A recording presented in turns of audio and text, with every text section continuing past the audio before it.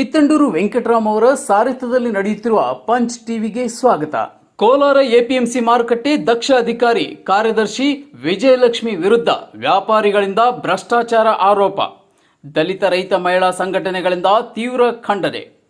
ಸರ್ಕಾರ ಎಪಿಎಂಸಿ ಮಾರುಕಟ್ಟೆ ವಿವಾದಗಳ ಬಗ್ಗೆ ಶೀಘ್ರ ತನಿಖಾ ತಂಡ ರಚನೆ ಮಾಡಲು ಒತ್ತಾಯ. ಕೋಲಾರ ನಗರದ ಎಪಿಎಂಸಿ ಮಾರುಕಟ್ಟೆಯಲ್ಲಿ ದಲ್ಲಾಳಿ ವರ್ತಕರಿಂದ ರೈತರ ಶೋಷಣೆ ಎಗ್ಗಿಲ್ಲದೆ ನಡೆಯುತ್ತಿದ್ದು, ಇದನ್ನು ತಡೆದು ರೈತರಿಗೆ ನ್ಯಾಯ ದೊರಕಿಸಿ ಎಪಿಎಂಸಿ ಮಾರುಕಟ್ಟೆಯ ಆದಾಯವನ್ನು ದುಪ್ಪಟ್ಟುಗೊಳಿಸಿದ ದಕ್ಷ ಪ್ರಾಮಾಣಿಕ ಅಧಿಕಾರಿ ಎಪಿಎಂಸಿ ಕಾರ್ಯದರ್ಶಿ ವಿಜಯಲಕ್ಷ್ಮಿ ಅವರನ್ನು ಯಾವುದೇ ಕಾರಣಕ್ಕೂ ವರ್ಗಾವಣೆ ಮಾಡಬಾರದು. ಒಬ್ಬ ಮಹಿಳೆ, ಅದರಲ್ಲೂ ದಲಿತ ಮಹಿಳೆ ಎಂಬ ಕಾರಣಕ್ಕೆ ಅವರ ಕರ್ತವ್ಯ ನಿಷ್ಠೆಯನ್ನು ಸಹಿಸದೆ ತೆಲುಗು ದಲ್ಲಾಳಿ ವರ್ತಕರು ಕಚೇರಿಯ ಮುಂದೆ ಪ್ರತಿಭಟಿಸಿ ಅವಮಾನ ಮಾಡುತ್ತಿರುವ ದಲ್ಲಾಳಿ ವ್ಯಾಪಾರಿಗಳ ವಿರುದ್ಧ ಕಾನೂನು ಕ್ರಮ ತೆಗೆದುಕೊಳ್ಳಬೇಕೆಂದು ದಲಿತ ಸಂಘರ್ಷ ಸಮಿತಿ ಹಿರಿಯ ಮುಖಂಡ ಟಿ ವಿಜಯಕುಮಾರ್ ಜಿಲ್ಲಾಡಳಿತ ಮತ್ತು ಸರ್ಕಾರವನ್ನು ಒತ್ತಾಯಿಸಿದ್ದಾರೆ. ಕೋಲಾರ ನಗರದ ಪತ್ರಕರ್ತರ ಭವನದಲ್ಲಿ ಇಂದು ದಲಿತ ಸಂಘರ್ಷ ಸಮಿತಿ, ರೈತ ಸಂಘ ಹಾಗೂ ಮಹಿಳಾ ಸಂಘಟನೆಗಳ ಮುಖಂಡರು ನಡೆಸಿದ ಪತ್ರಿಕಾಗೋಷ್ಠಿಯಲ್ಲಿ ಅವರು ಮಾತನಾಡಿದರು. ಕೋಲಾರ ಜಿಲ್ಲೆಯ ರೈತರು ನೀರಿನ ಬವಣೆಯ ಮಧ್ಯೆ ರಸಗೊಬ್ಬರ, ಔಷಧಿಗಳ ದುಪ್ಪಟ್ಟು ಬೆಲೆ ಏರಿಕೆ ನಡುವೆಯೂ ಕಷ್ಟಪಟ್ಟು ತರಕಾರಿ ಹಣ್ಣುಗಳನ್ನು ಬೆಳೆದು ಮಾರುಕಟ್ಟೆಗೆ ತಂದಾಗ 100 ಕೆಜಿ ತರಕಾರಿಗೆ 5 ರಿಂದ 10 ಕೆಜಿ ಲೆಸ್ ಮಾಡಿ ಹರಾಜು ಮಾಡಲಾಗುತ್ತದೆ. ಪ್ರಿಂಟಿಂಗ್ ಬಿಲ್ ಕೊಡದೆ ಬಿಳಿ ಹಾಳೆಯಲ್ಲಿ ನಗದು ಚೀಟಿ ಬಿಲ್ ಕೊಡಲಾಗುತ್ತದೆ. ನಿಗದಿತ ಸಮಯದಲ್ಲಿ ತರಕಾರಿ ಹರಾಜು ಹಾಕದೆ ದಿನದಲ್ಲಿ 3 ಸಮಯದಲ್ಲಿ ತರಕಾರಿ ಹರಾಜು ಮಾಡುವುದರಿಂದ ಸಕಾಲಕ್ಕೆ ತರಕಾರಿ ಕೊಳ್ಳುವ ವ್ಯಾಪಾರಿಗಳ ಹಾಜರಾತಿ ಕೊರತೆಯಿಂದ ರೈತರ ತರಕಾರಿ ಬೆಳೆಗಳಿಗೆ ತಕ್ಕ ಬೆಲೆ ಸಿಗುತ್ತಿಲ್ಲ. ಇದನ್ನು ಉದ್ದೇಶಪೂರ್ವಕವಾಗಿ ರೈತರನ್ನ ದಲ್ಲಾಳಿ ವ್ಯಾಪಾರಿಗಳು ವಂಚನೆ ಮಾಡುತ್ತಿದ್ದಾರೆ. ಇದಕ್ಕೆ ತಾನೇ ಉದಾಹರಣೆ ಎಂದು ಟಿ ವಿಜಯಕುಮಾರ್ ಆರೋಪಿಸಿದ್ದಾರೆ. ಈ ಬಗ್ಗೆ ಜಿಲ್ಲಾಡಳಿತ ಒಂದು ತನಿಖಾ ತಂಡವನ್ನು ರಚನೆ ಮಾಡಿ ಸತ್ಯಾಸತ್ಯತೆಯನ್ನ ಬಯಲುಗೊಳಿಸಿ ರೈತರ ರಕ್ಷಣೆಯನ್ನ ಮಾಡಿ ಮಾರುಕಟ್ಟೆಯ ಅಭಿವೃದ್ಧಿಯನ್ನ ಮಾಡಬೇಕು. ಪ್ರಾಮಾಣಿಕ ದಕ್ಷ ಅಧಿಕಾರಿಯನ್ನ ರಕ್ಷಿಸಿ ಅವರ ಕರ್ತವ್ಯ ನಿಷ್ಠೆಗೆ ಸರ್ಕಾರ ಬೆಂಬಲವಾಗಿ ನಿಲ್ಲಬೇಕೆಂದು ಅವರು ಒತ್ತಾಯಿಸಿದ್ದಾರೆ. ರೈತ ಸಂಘಟನೆಯ ರಾಜ್ಯ ಮುಖಂಡ ಅಬ್ಬಣಿ ಶಿವಪ್ಪ ಮಾತನಾಡಿ, ಎಪಿಎಂಸಿ ಅಧಿಕಾರಿ ವಿಜಯಲಕ್ಷ್ಮಿ ಅವರ ವಿರುದ್ಧ ವ್ಯಾಪಾರಿಗಳು ಮಾಡುತ್ತಿರುವ ಆರೋಪ ಮತ್ತು ವಿಡಿಯೋ ಸಂಭಾಷಣೆಯಲ್ಲಿ ಯಾವುದೇ ಲೋಪ ಕಂಡುಬಂದಿಲ್ಲ. ಅಧಿಕಾರಿಯು ಲಂಚ ಪಡೆದಿರುವ ಬಗ್ಗೆ ನಿಖರವಾದ ದೂರುಗಳು, ದಾಖಲೆ ಇದ್ದರೆ ನೀಡಬೇಕೆಂದು ಶಿವಪ್ಪ ತಿಳಿಸಿದ್ದಾರೆ. ಹೊಸದಾಗಿ ಮಾರುಕಟ್ಟೆ ವರ್ತಕರ ಸಂಘಕ್ಕೆ ಸದಸ್ಯತ್ವ ಪಡೆಯಬೇಕಾದರೆ ಸುಮಾರು 3.5 ಲಕ್ಷ ನಗದು ನೀಡಿದರೆ ಮಾತ್ರ ಆ ಸಂಘಕ್ಕೆ ಸದಸ್ಯತ್ವ ನೀಡಲಾಗುತ್ತದೆ. ಈ ಬಗ್ಗೆ ಪ್ರಶ್ನಿಸಿದ ಎಪಿಎಂಸಿ ಕಾರ್ಯದರ್ಶಿ ವಿರುದ್ಧ ನೀನೊಬ್ಬ ಮಹಿಳೆ ಎಂದು ಹೀಯಾಳಿಸಿ ವರ್ಗಾವಣೆಯ ಮಾಡುವುದಾಗಿ ಬೆದರಿಕೆ ಒಡ್ಡಿರುವುದು ಖಂಡನೀಯ ಎಂದರು. ಅನೇಕ ವರ್ಷಗಳಿಂದ ರೈತರನ್ನ ವಂಚಿಸುತ್ತಿರುವ, ತಮ್ಮ ಸ್ವಾರ್ಥ ಸಾಧನೆಯಲ್ಲಿ ತೊಡಗಿರುವ ವರ್ತಕರ ವಿರುದ್ಧ ತನಿಖೆ ನಡೆಸಿ ಸೂಕ್ತ ಕ್ರಮ ತೆಗೆದುಕೊಳ್ಳಬೇಕೆಂದು ರೈತ ಸಂಘದ ರಾಜ್ಯ ಮುಖಂಡರಾದ ಶಿವಪ್ಪ ಅವರು ಒತ್ತಾಯಿಸಿದ್ದಾರೆ. ಈ ಪತ್ರಿಕಾಗೋಷ್ಠಿಯಲ್ಲಿ ದಲಿತ ಸಂಘರ್ಷ ಸಮಿತಿ ರಾಜ್ಯ ಸಂಘಟನಾ ಸಂಚಾಲಕರಾದ ಟಿ ವಿಜಯಕುಮಾರ್, ರೈತ ಸಂಘದ ರಾಜ್ಯ ಕಾರ್ಯಾಧ್ಯಕ್ಷರಾದ ಅಬ್ಬಣಿ ಶಿವಪ್ಪ, ಕೋಲಾರ ಜಿಲ್ಲಾ ಮಹಿಳಾ ಸಂರಕ್ಷಣಾ ಸಮಿತಿ ಅಧ್ಯಕ್ಷರಾದ ಎಂ ಶಶಿಕಲಾ, ಸಾಮಾಜಿಕ ಕಾರ್ಯಕರ್ತರಾದ ಹೂವಳ್ಳಿ ನಾಗರಾಜ್, ದಲಿತ ಸಂಘರ್ಷ ಸಮಿತಿ ತಾಲೂಕಾ ಸಂಚಾಲಕರಾದ ನಾಗನಾಳ ರಮೇಶ್, ಕರ್ನಾಟಕ ಪರಿಸರ ಭೂ ಸಂರಕ್ಷಣಾ ಸಮಿತಿ ತಾಲೂಕಾ ಅಧ್ಯಕ್ಷರಾದ ತಾರಾ ಮಂಜುನಾಥ್, ರೈತ ಸಂಘದ ಜಿಲ್ಲಾ ಪ್ರಧಾನ ಕಾರ್ಯದರ್ಶಿಯಾದ ಕೆ ಆನಂದ್ ಕುಮಾರ್, ಜಿಲ್ಲಾ ಕಾರ್ಯದರ್ಶಿಯಾದ ದಿನ್ನೆ ಹೊಸಳ್ಳಿ ರಮೇಶ್ ಅವರು ಹಾಜರಿದ್ದರು. Kittandur Venkatram, punch TV, Kolar.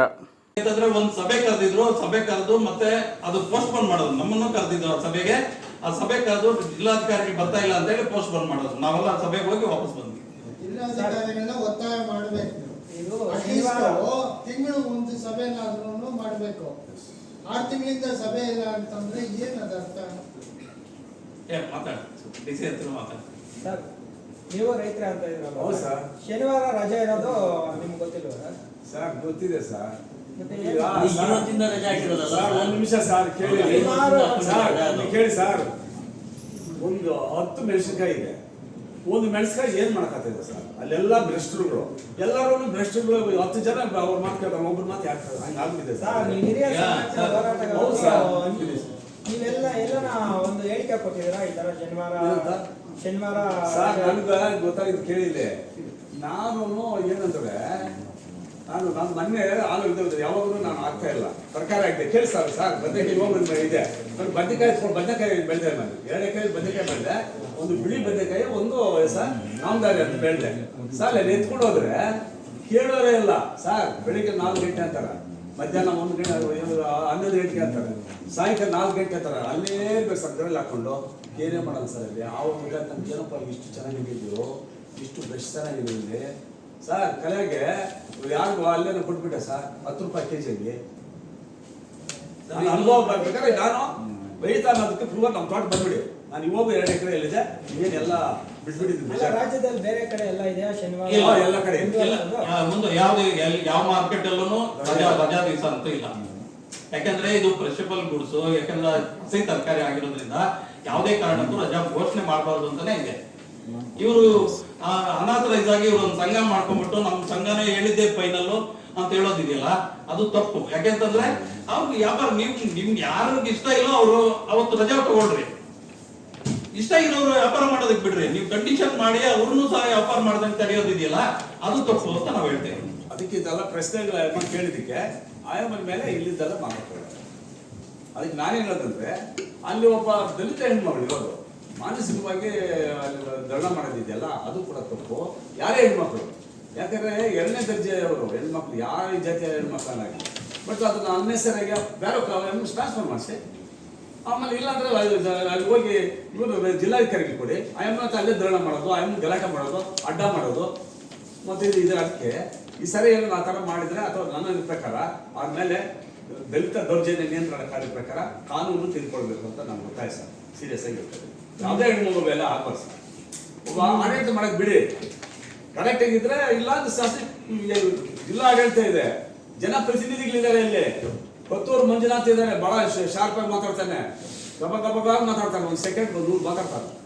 ನಾವು ಹೋರಾಟಗಾರ ಸರ್, ನಮ್ಮ ಕೈಲಿ ಏನಿದೆ ಸರ್, ಧಿಕ್ಕಾರ ಕೊಟ್ಬಿಟ್ರೆ ಏನಿಲ್ಲ ಸರ್. ಮೊದಲೇ ಏನು ಕೋಲಾರ ಕೃಷಿ ಉತ್ಪನ್ನ ಮಾರುಕಟ್ಟೆ ಸಮಿತಿಯಲ್ಲಿ ಅಧಿಕಾರಿಗಳು ಮತ್ತು ನಡುವೆ ನಡೆಯುತ್ತಿರುವ ಆರೋಪಗಳು ರೈತರಿಗೆ ಆಗುತ್ತಿರುವ ಶೋಷಣೆಯನ್ನು ತಪ್ಪಿಸಲು ವಿಶೇಷ ತನಿಖಾಧಿಕಾರಿ ನೇಮಿಸಬೇಕಂತ ನಾನು ಹೇಳ್ತಾ. ಅಲ್ಲಿ ನಾನೇ ಒಬ್ಬ ರೈತ, ನಾನು ಬದನೆಕಾಯಿ ಎತ್ಕೊಂಡಿದ್ದೆ. ಆದಾಗ ನನಗೆ ಬಿಳಿ ಚೀಟಿ ಕೊಟ್ಟು, ಮತ್ತೆ ರಸೀದಿಲ್ಲ, ಒಂದಿಲ್ಲ. ಮತ್ತೆ 100 kg ತೂಕ ಹಾಕಿದ್ರೆ ಅದರಲ್ಲಿ 95 kg ಮಾತ್ರ ದುಡ್ಡು ಕೊಡ್ತಾರೆ, 5 kg ಲೆಸ್ ಆಗ್ತದೆ. ನನಗೆ ಆದಂಥ ಅನುಭವ ನನಗೆ. ಅಂದರೆ ಅಲ್ಲಿ ದಳ್ಳಾಳಿಗಳ ಆರ್ಭಟ ಆಗಿದೆ. ರೈತರು ಬೆಳೆಯಂಥದ್ದು ಲಾಭ ದಳ್ಳಾಳಿಗೆ ಹೊರತು ರೈತರಿಗಲ್ಲ. ನಾನು ಆಲೂಗಡ್ಡೆ ಬದನೆಕಾಯಿ ಎತ್ಕೊಂಡಿದ್ದೆ, kg 10 ರೂಪಾಯಿ ಎತ್ಕೊಂಡ್ರು, 10 ರೂಪಾಯಿ kg. ನಾನು ಅದು ಬಂಡವಾಳ ಹಾಕಿದ್ದು ಎಷ್ಟು ಅಂತ ಹೇಳ್ಬಾರ್ದು. ನನಗೆ 10 ರೂಪಾಯಿ kg ಎತ್ಕೊಂಡ್ರು, ಆದ್ರೆ 100 kg ತೂಕಕ್ಕೆ 90 kg ಹಾಕೊಂಡು, ಅದರಲ್ಲಿ ಕೂಡ ನಾನು ಬಹಳ ಶೋಷಣೆ ಆಗಿದ್ದೇನೆ. ಈ ತರ ಶೋಷಣೆ ಆಗೋದು ನಮಗೆ ಇಡೀ ಕರ್ನಾಟಕ ಎಲ್ಲ ಸುತ್ತಿದ್ದೀನಿ ನಾನು. ಇಲ್ಲಿ ಅಂದ್ರೆ ಕೃಷಿ ಮಾರ್ಕೆಟ್ ಕೋಲಾರದಲ್ಲಾದಂತ ಅನ್ಯಾಯ ಇನ್ನೆಲ್ಲೂ ಆಗ್ತಿಲ್ಲ. ದಳ್ಳಾಳಿಗಳು ಕೋಟ್ಯಾಧೀಶ್ವರಾಗಿದ್ದಾರೆ. ದಳ್ಳಾಳಿಗಳು ಇವ್ರು ಯಾರಿಗೂ ಕಡಿವಾಣ ಹಾಕಕ್ಕೆ ಆಗ್ತಿಲ್ಲ.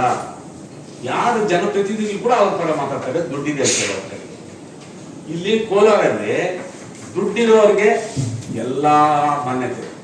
ಯಾರು ದುಡಿತಾ ಇರ್ತಾರೋ, ಯಾರು ರೈತರಿಗೆ ಬೆಲೆನೇ ಇಲ್ಲ.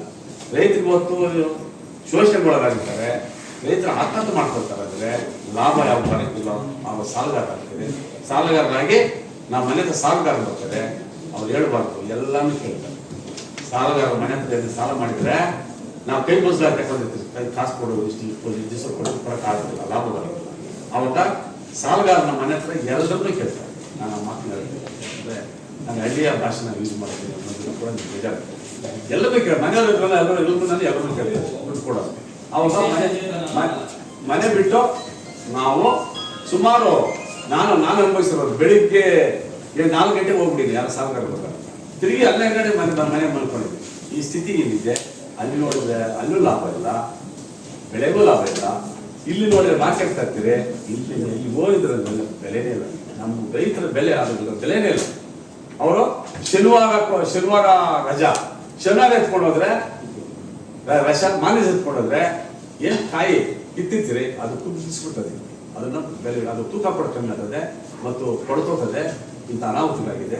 ಸಂಘ ಕಟ್ಕೊಂಡು ಪರಿಹಾರ ಮಾಡ್ಬೇಕಾಗಿರೋದವರು ಅವರ ವೈಯಕ್ತಿಕ ಲಾಭಗಳಿಗೋಸ್ಕರಾಗಿ ಶನಿವಾರ ರಜಾ ಘೋಷಣೆ ಮಾಡ್ತಾರೆ. ಯಾಕೆಂತಂದ್ರೆ ಶನಿವಾರ ಅವ್ರು ವೈಯಕ್ತಿಕವಾಗಿ ಎಲ್ಲಾದ್ರೂ ಹೋಗ್ಬೇಕಾದ್ರೆ ಅವ್ರು ಹೋಗ್ಬೋದು. ಬೇರೆಯವರು ವ್ಯಾಪಾರ ಮಾಡಬಾರ್ದು ಅಂತ ನಿರ್ಬಂಧನ ಮಾಡೋದಿದೆಯಲ್ಲ, ಅದು ತಪ್ಪು. ಯಾಕೆಂತಂದ್ರೆ ಬೇರೆಯವರು ವ್ಯಾಪಾರ ಮಾಡೋದಕ್ಕೆ ರೆಡಿ ಇದ್ರು ಸಹ ಶನಿವಾರ ವ್ಯಾಪಾರ ಮಾಡೋದಕ್ಕೆ ಯಾವುದೇ ಕಾರಣಕ್ಕೂ ವ್ಯಾಪಾರ ಮಾಡಬಾರ್ದು ಅಂತ ಹೇಳಿ ನಿರ್ಬಂಧ, ಸಂಘದ ಹೆಸರಲ್ಲಿ ನಿರ್ಬಂಧ ಮಾಡೋದಿದೆಯಲ್ಲ, ಅದು ಸರಿ ಇಲ್ಲ ಅಂತ ಹೇಳಿ ಈ ಸಮಯದಲ್ಲಿ ನಾವು ಹೇಳ್ತಾ ಇದೀವಿ. ಜೊತೆಗೆ ಇನ್ನೊಂದೇನು ಅಂತಂದ್ರೆ, ಇನ್ನು ವ್ಯಾಪಾರಸ್ಥರು, ಹೊಸ ವ್ಯಾಪಾರಸ್ಥರು ಏನು ಬರ್ತಾ ಇದ್ದಾರೆ, ಲೈಸೆನ್ಸ್ ಮಾಡಿಕೊಂಡು ಮಾರ್ಕೆಟ್ಗೆ ಬರ್ತಾ ಇರುವಂತ ಸಮಯದಲ್ಲಿ ಅವ್ರಿಗೆ ಯಾವ ರೀತಿ ಹಿಂಸೆ ಕಿರುಕುಳ ಆಗ್ತದೆ ಅಂತಂದ್ರೆ, ಸ್ಥಳಾವಕಾಶ ಕೊಡೋದಿಲ್ಲ ವ್ಯಾಪಾರ ಮಾಡೋದಕ್ಕೆ, ರೈತರಿಂದ ಖರೀದಿ ಮಾಡೋದಕ್ಕೆ ಅವ್ರಿಗೆ ಆಸ್ಪದ ಕೊಡೋದಿಲ್ಲ. ಅವರು ಸುಮಾರು 3,20,000 ರೂಪಾಯಿ ಸಂಘಕ್ಕೆ ಜಮಾ ಮಾಡಿದ್ರೆ ಅಲ್ಲಿ ವ್ಯಾಪಾರ ಮಾಡೋದಕ್ಕೆ ಆಸ್ಪದ ಕೊಡ್ತಾರೆ, ಮತ್ತೆ ಅಲ್ಲಿ ಸ್ಥಳಾವಕಾಶ ಕೊಡ್ತಾರೆ, ಮತ್ತೆ ರೈತರ ಕಡೆಯಿಂದ ಖರೀದಿ ಮಾಡೋದಕ್ಕೆ ಅವಕಾಶ ಮಾಡಿಕೊಡ್ತಾರೆ. ಇಲ್ಲದೇ ಇದ್ರೆ ಅವ್ರನ್ನ ಅಲ್ಲಿ ವ್ಯಾಪಾರ ಮಾಡೋದಕ್ಕೆ ಬಿಡೋದಿಲ್ಲ. ಇದು ಅಲ್ಲಿ ನಡೀತಿರುವಂತದ್ದು. ಜೊತೆಗೆ ಏನ್ ಇವತ್ತು ನಮ್ಮ ವಿಜಯಣ್ಣ ಹೇಳೋದು, ಏನು ರೈತರ ತಂದಂತ ಉತ್ಪನ್ನಗಳಲ್ಲಿ ಏನು ಇದು ತರಕಾರಿ ಬಗ್ಗೆ ಮಾತ್ರ ನಾವು ಮಾತಾಡ್ತಾ ಇದ್ವಿ. ಯಾಕೆಂತಂದ್ರೆ ಇಲ್ಲಿ ಟೊಮಾಟೋದಲ್ಲಿ ಇದು ಕಡಿಮೆ ಮಾಡುವಂತದ್ದು, ಬಾಕ್ಸ್ ಕಡಿಮೆ ಮಾಡುವಂತದ್ದು ಅದೆಲ್ಲ ಇಲ್ಲ. ಇವಾಗ ಅದನ್ನ ತೆಗ್ದಿದ್ದಾರೆ. ಇವಾಗ ಅದು ಮೊದಲು ಮಾಡ್ತಾ ಇದ್ರು, ಇವಾಗ ಅದನ್ನು ಅಲ್ಲಿ ಬಿಟ್ಟಿದ್ದಾರೆ. ಆದ್ರೆ ಈ ತರಕಾರಿ ಮಾತ್ರ ನಾವು ಮಾತಾಡ್ತಾ ಇರುವಂತದ್ದು. ಇಲ್ಲಿ ಏನಾಗ್ತದೆ ಅಂತಂದ್ರೆ 100 kgಗೆ 5 kg ಲೆಸ್ ಅಂತ ಹೇಳಿ ಮಾಡ್ಬಿಡ್ತಾರೆ.